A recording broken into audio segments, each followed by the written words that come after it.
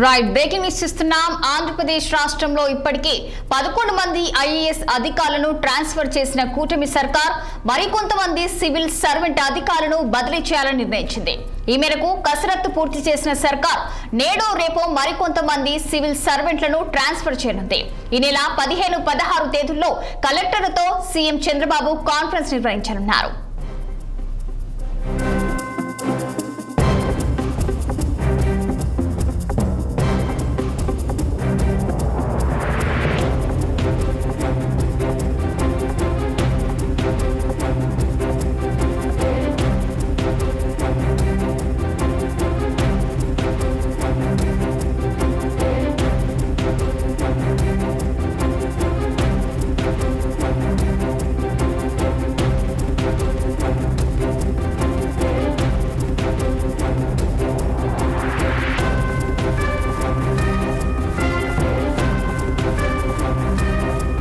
మరోవైపు ఐఎఫ్ఎస్ అధికారులను తాజాగా రాష్ట్ర ప్రభుత్వం బదిలీ చేసింది.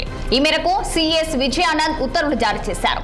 ఏపీ పర్యావరణ అభివృద్ధి కార్పొరేషన్ ఎండీగా రాజేంద్ర ప్రసాద్, ఏపీ అటవీ అభివృద్ధి కార్పొరేషన్ ఎండీగా ఎస్ఎస్ శ్రీధర్, ఏపీ కాలుష్య నియంత్రణ మండలి సభ్య కార్యదర్శిగా ఎస్ శర్వానంద్, అటవీ అభివృద్ధి కార్పొరేషన్ రీజనల్ మేనేజర్ గా Srikanthanathareddy, Srisailam project tiger circle field director గా విజయ్ కుమార్ నియమితులయ్యారు. అలాగే conservator of forest Kurnool circle గా BVA Krishnamurthy, silviculturist biotechnology research centre అధికారిగా Babitha, deputy conservator of forest గా జీజీ నరేంద్రన్, తిరుపతి జిల్లా అటవీ అధికారిగా వి సాయిబాబా, ఆత్మకూర్ అటవీ శాఖ డిప్యూటీ డైరెక్టర్ గా విఘ్నేష్ అప్పావు, నెల్లూరు అభివృద్ధి కార్పొరేషన్ రీజనల్ మేనేజర్ గా పి వివేక్ నియమితులయ్యారు.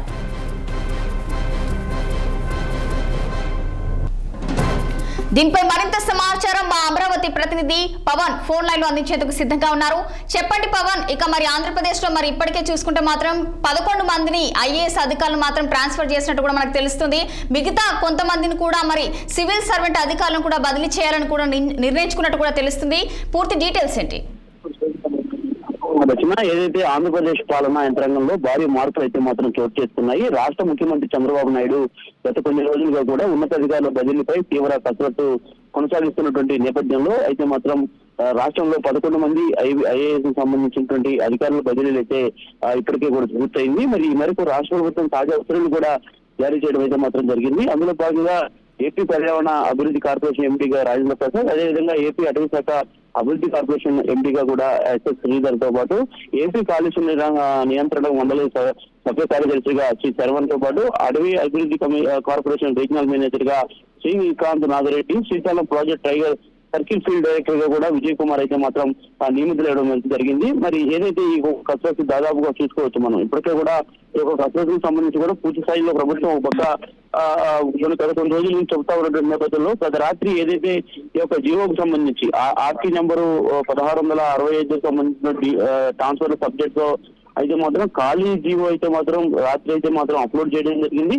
అప్లోడ్ చేసినటువంటి నేపథ్యంలో మరి ఒకసారి పూర్తి స్థాయిలో ఈ యొక్క బదిలీకి సంబంధించినటువంటి ప్రక్రియ ఏదైతే ఉందో ఈ యొక్క అంశంపై కూడా చంద్రబాబు సుదీర్ఘంగా కూడా చర్చించారు. సుదీర్ఘంగా చర్చించడమే కాకుండా నిన్న అనంతపురం వేదికగా కూడా కొన్ని అనంతపురం వేదిక కూడా కొన్ని సర్దుబాట్లు కూడా చేయాల్సి వస్తుందన్నటువంటి ఆ అంశాన్ని కూడా ప్రధానంగా లేవనెత్తడం కూడా జరిగింది. సో మరి అందులో భాగంగానే ఈ రోజు కసరత్తు చేసినటువంటి అనంతరం కూడా ఈ యొక్క బదిలీలు అయితే మాత్రం పూర్తి స్థాయి కూడా జరిగాయి. ఈ యొక్క బదిలీకి సంబంధించినటువంటి ప్రక్రియ సంబంధించి కూడా ఏదైతే 2-3 రోజుల్లోనే ఈ యొక్క బదిలీ ప్రక్రియ కూడా పూర్తి స్థాయిలో చూసేటట్టయితే మాత్రం కనిపిస్తా ఉంది. రచన. రైట్ పవన్.